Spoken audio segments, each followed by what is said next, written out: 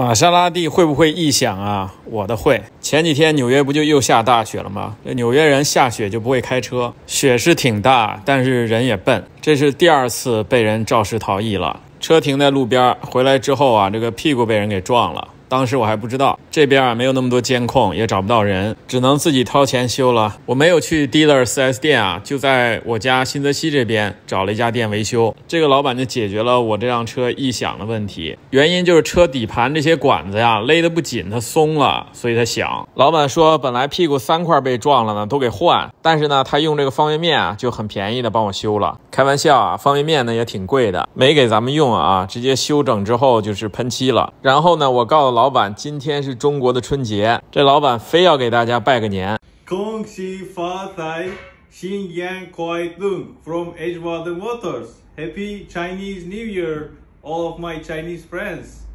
Good luck.